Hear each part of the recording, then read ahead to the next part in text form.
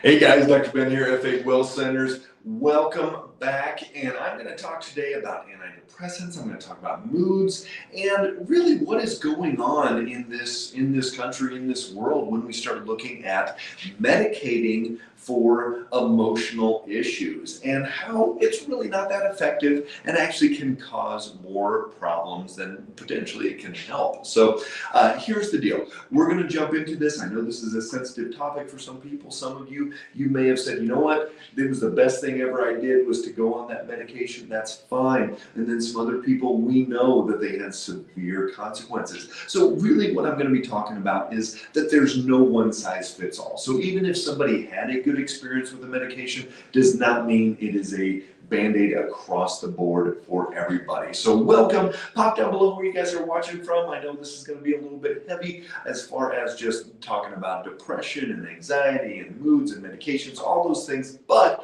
I love talking to you guys. If you've got any questions at all, personal experiences with emotional issues, with dealing with the side effects of medications, anything like that, pop that down below. People love to see these stories and know that they're not alone, that there's other people dealing with these.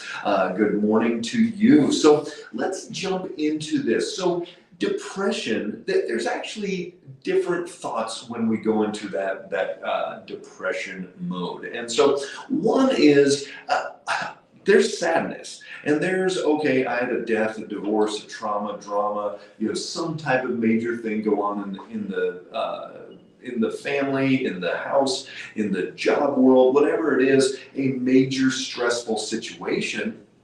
And so everybody's like, okay, well, that's depression. Well, that's sadness. And according to the DMS-5, which is going to be the this new way that they check for symptoms and go, okay, when you've got this number of symptoms and it's for this period of time, then we can label you as such and such and diagnose you with that. So depression, clinical depression, is a different thing than being down, being sad, being in a funk, anything like that. When we talk about clinical depression, we're talking about really not wanting to get out of bed, really not wanting to go to work, really not wanting even to shower or to answer the phone, some of these things. I was on Zoloft for 20 years. Who does that? My doc was not informed. And this is what we see. Thanks for commenting there. This is what we see all the time, is that once somebody gets onto one of these medications, they don't have a game plan. Their doctor does not have you know what,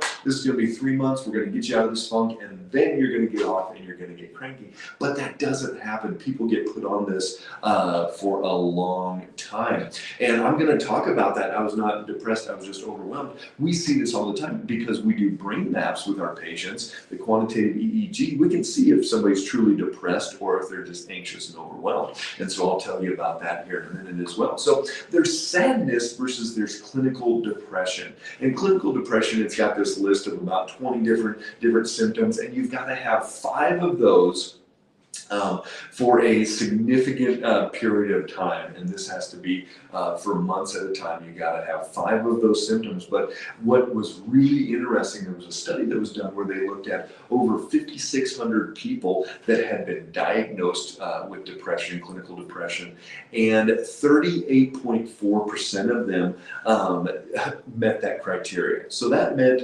that when we have 62% that did not meet that criteria of what true clinical depression is. And yet the majority of those people got put on an antidepressant, got put on an SSRI, and yet that they were not depressed. They had sadness, they had other things that needed to get dealt with. So Lindy Williams, got here late. What was said about Zoloft? So we're getting to that. We haven't talked about Zoloft yet, but we will get to that. No plan is a plan to fail. Yeah, and that's what happens. So many of these people, they're not even truly depressed. They're in a funk, in a bad situation in life, whatever. They need to be picked up. They need to go and go to church more. They need to go to some support groups, go to a counselor, some different things, and instead they go, oh, well, I saw this, and I'll go over some stats here in a minute. I saw this on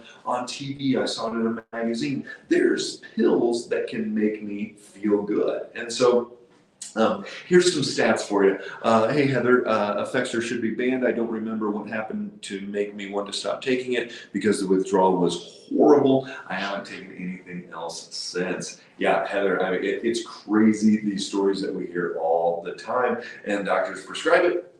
One and done, see ya. So 1 in 4 people will be prescribed some type of antidepressant medication in their lifetime. 25% of the people, when there's really not that many that are truly clinically depressed. So these different types of antidepressants started way back in the 1950s, and there was a group of medications that were pretty successful at that time, and yet it caused high blood pressure, and there was a bunch of other side effects. Then we moved into a different class, and then by 1969 we brought out Valium. Let me know if any of you guys are old enough to remember Valium. But from 1969 to 1982, this was the most prescribed drug in the United States. They call it Mama's Little Helper. And if a woman was a little bit anxious, if they had kids all day, and then they were making dinner for their husband when he'd get home or whatever it was, and they'd go, "Ooh, I'm going to pop my little Valium." But Valium was very addictive, and so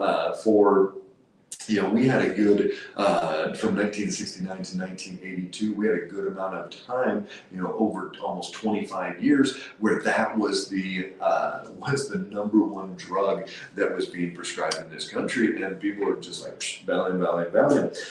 So in 1987, we brought out Prozac, and brought Prozac to market. What happened in 1985, though, a couple years before that, was the FDA approved drugs to be marketed direct to consumer. So whether that's a newspaper or a magazine, things like that. And then by the mid 1990s, they even made that more loose. That's when you saw this explosion, if you remember that, when commercials, remember those commercials, they still have them, but this list of 3 minutes of all the possible side effects. So in the mid 90s, that really started getting going. And so the FDA allowed it and made it even easier for these drug companies to market direct to consumer. And so they'd have these glossy pages, these people dancing in the flower fields and going, "Are you tired of being sad and depressed? Well, take this magic pill and you're going to be fixed." And so that was the thought process, and that's why from 1988 to 2008, the number of prescriptions for antidepressants, it went up 400% increase in the number of people being prescribed these medications from 1988 to 2008. So it went up dramatically during that time. And so some of the drugs that we're looking at are SSRIs. I was marketed to it in 1998. Yep, it was there. So Celexa, Lexapro, Prozac, Zoloft, Paxil, these are all SSRIs. So SSRIs are selective serotonin reuptake inhibitors. So we have something called serotonin, and the assumption is that serotonin levels in the brain are directly proportional to the amount of good mood that you have. And if you don't have enough serotonin getting to that next nerve or neuron, then someone's going to be depressed. So the thought is block the reuptake so that there's more serotonin in that space for the nerve to be stimulated, and then people won't be depressed. But here's the deal. That is an antiquated thought process, that serotonin, hey Gina, good to see you, that serotonin is a direct proportional marker for depression. And so just taking an SSRI, the research, there's actually been many studies done, and the research shows that SSRIs are just as effective as the sugar pill, as placebo. And that's the thing, like, hey, I'm doing something for you, let's take this pill and you're going to be fine. You're so welcome there. Thanks for jumping on. I love having you guys on here. So SSRIs, unfortunately, now are being shown, and the research is coming out, that SSRIs are associated with a much bigger increase in violence, and to the point where they even have a black box warning. If you've ever read about medications, a black box warning is when the FDA sees this and like, you know what? There still may be some benefit to taking this drug, but you sure as heck better be warned about what's going on. And the black box warning says that agitation, aggravation, irritability, violence, psychotic episodes. All of these different things are going to be stimulated potentially when someone takes an SSRI. And so now you look at, okay, well, all these school shootings, mass shootings, people doing crazy stuff, what's going on? Well, unfortunately, a majority of these people were actually on SSRIs as well. And they're having psychotic episodes and things that they weren't likely to. Just like the suicide risk goes up when somebody is on an SSRI. And again, you can Google these. And you've got PubMed searches, lots of research showing suicide risk. There was a study done, and they published this in the Journal of Psychology, and it showed that when these people went on SSRIs, their thought process about suicide went up dramatically. And even when they stopped the medication, it took anywhere from 3 weeks to 3 months for those suicidal thoughts and tendencies to go away. And this was in people that had never had suicide thoughts before. So we know SSRIs are not the solution, are not the fix. They can lead to more violence, which is what we're trying to get away from in this country. They can lead to more suicide, which we're trying to get away. I was just at the rodeo yesterday, and everybody was wearing a yellow feather in their hat, and it was to check on somebody else around you that may be having a hard time, and if they're thinking about suicide. It's that prevalent that at this 15,000 person rodeo, they gave a section of the time to talk about suicide prevention. It's that massive. So what they found was that in 2013, 35% of suicides were people that were on SSRIs already. So you'd figure, oh great, you're depressed, here, take this SSRI, and we're going to prevent a suicide. I would guess that even without those SSRIs, we would still have had the same number of suicides. I mean, the number of people that it's probably saving is pretty minimal. So we know that people under 25 are going to have a much harder time with SSRIs as well. That's what the research shows also, that we've got. Hey Cindy, good to see you. This is important information, and I'm glad you guys are on this call. So we know that people with SSRIs, especially people under 25, greater risk of violence, greater risk of suicide, and a lot of these people that go on those medications, we already know that, are not truly depressed, are not clinically depressed, they're not truly diagnosable, they're having a tough time. They were going through COVID, they were going through their parents getting a divorce, they were going through, bullying at school or whatever it is, but not truly depressed. And so, instead of fixing these underlying situations, we go, hey, let's adjust the chemistry. Because that's what this has to be, right? It has to be a chemical imbalance. But that is such a short-sighted thing. And unfortunately, it's not just the doctor's fault. You can't just say, oh, it's the doctors, they just want to prescribe drugs. Because here's the deal.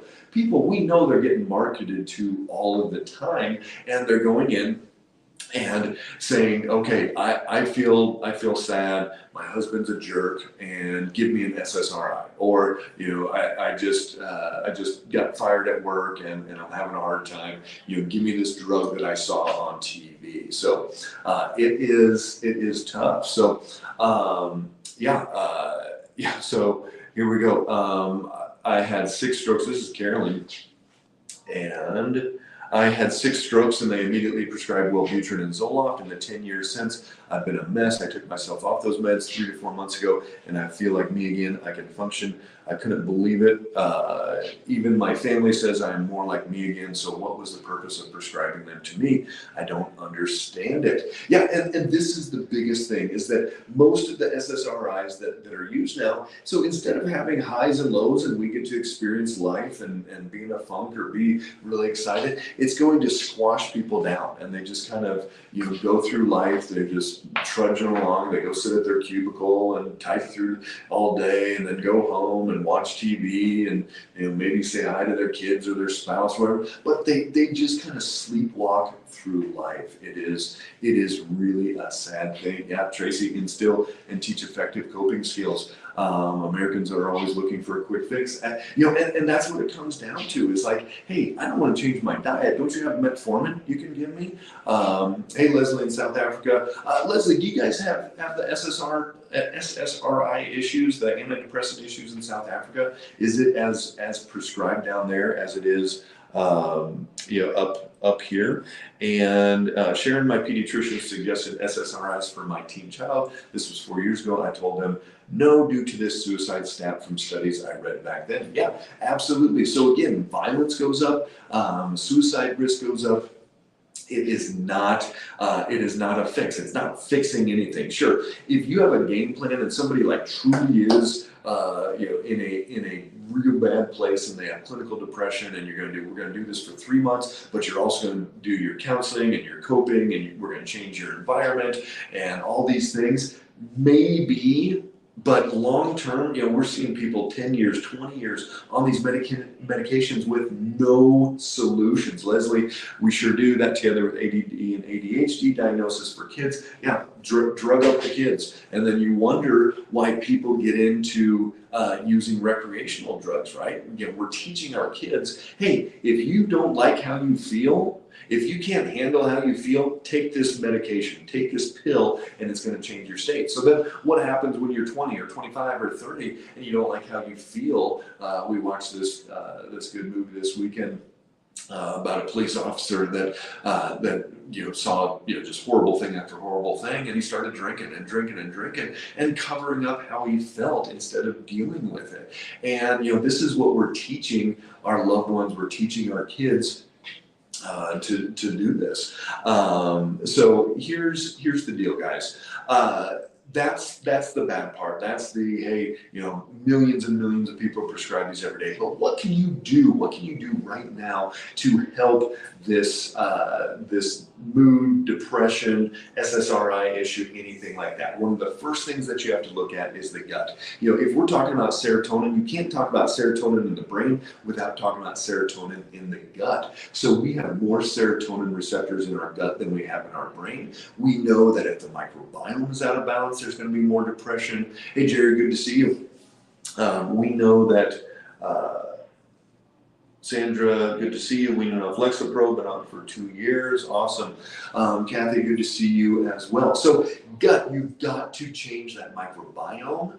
If the bad stuff is up too high, good stuff is too low, you got to kill off that microbiome. Brittany, if you want to put a link down to the oil of oregano, my favorite kill off, and then you come back into probiotics, you've got to look at leaky gut, make sure that gut lining is working like it's supposed to. There's a lot that has to do with your gut and your brain connection there. So absolutely an important part there. Another thing that we do in every one of our offices is neurofeedback. So we do a brain map, and this is what I was talking about. You can tell if somebody has true anxiety or true depression in the brain map. And so many people that say they're depressed are actually anxious. And so their brain is spinning, thinking, and they can't shut down. And then they feel depressed because they get overwhelmed. And this may be some of you guys. Then you feel overwhelmed and you're like, oh my gosh, I can't handle this. And so they shut it down with kind of this depression. And so then they go, okay, well, let's go on this SSRI. And it's not even a depression. It's an overwhelm. It's anxiety. You need to calm down that alpha state. So we do the brain map, figure out what's going on there. And then we're able to help that person change their state by doing neurofeedback and calming down those brain waves that are already too revved up, or in true depression case, bringing it up because that one is low. Blood sugar swings, a huge part of moods. Remember, every time that blood sugar crashes down, I've had teenage girls that think they're just depressed and freaking out and everything and texting mom, I gotta go home, I can't handle this, I'm freaking out. But it's actually because their blood sugar dropped into the 30s or 40s, then they have this adrenaline flowing through them.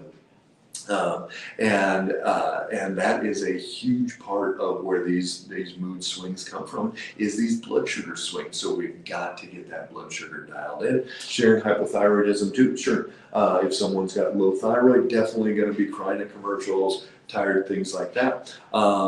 Leslie, so true, but with the lazy living cycle of today, many want a quick fix for the pill. instead of exercise, yoga, Pilates, meditation. Heather, I get headaches from some video games with the neurofeedback process cause any issues. So Heather, for neurofeedback, it's actually great. All you do, watch old Seinfeld episodes or whatever you want to watch for a show, 30 minutes, it fades in and out. And we maybe 0.01% of people get headaches from it, if even that, but that's usually just the first session or two. But then after that, the brain gets it and is fine with that. So Heather, as far as emotional issues go, neurofeedback, I cannot imagine practicing without it. To just say, hey, let's change your diet and give you supplements or whatever, I do not see it, because I used to practice that way before I had brought neurofeedback in. And every one of our offices around the country, and even patients that we see remotely, we have home units that we're able to work that. Cannot wait to get my brain map. Brandy, did you send me the referral list for the brain map? So yeah, we'll, Brittany, can you check and make sure with our, yeah, there we go. So go ahead and talk to Lindy there, Brittany, and get that list over, because I know I did get a list of that, Lindy, so we'll get that done. So then some of the things just on the supplement side, high dose fish oil, like 4,000 to 5,000 milligrams per day, truly can help with moods, can help with brain function. So if you're going to take fish oil, don't just take one. You've got to take 3 or 4 or 5. You've got to take enough. Exercise is huge. There's so many studies that show if you're getting up, moving, exercising, and not just going for a walk, but actually doing some muscle contraction, get the heart rate elevated, some sprints on the bike, things like that, makes a massive change in the body as far as the brain goes and moods go. And then getting out into nature, whether you live in New York City and need to go to Central Park, or you live in the country, whatever it is, you need to get outside. You need to walk through the forest, walk through if you're out in the prairie, walk through the grass, walk by the river, sit by the river and just watch it flow, watch the birds come in, whatever it is. There's huge amount of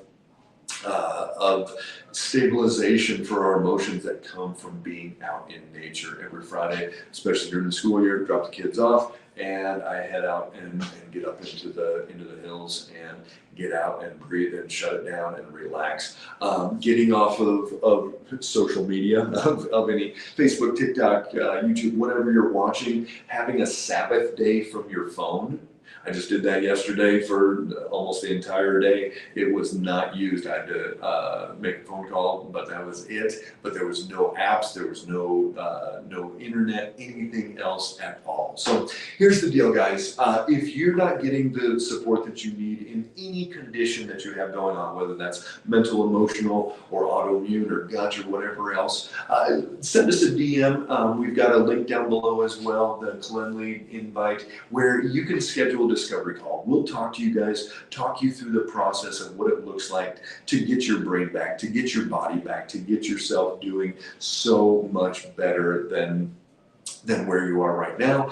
We can drop ship blood work anywhere in the country. Also, we work with patients all over the world. If you can get to one of the Colorado or Tennessee offices and get a brain map done, that would even be better. If not, there's things that we can do even remotely. So thank you so much for jumping on, guys. I know this one was a little bit longer, a little bit more in depth, but it is so important. Love talking to you guys. If you've got any questions, any concerns, any needs, drop those down below, and I look forward to hearing from you. Take care.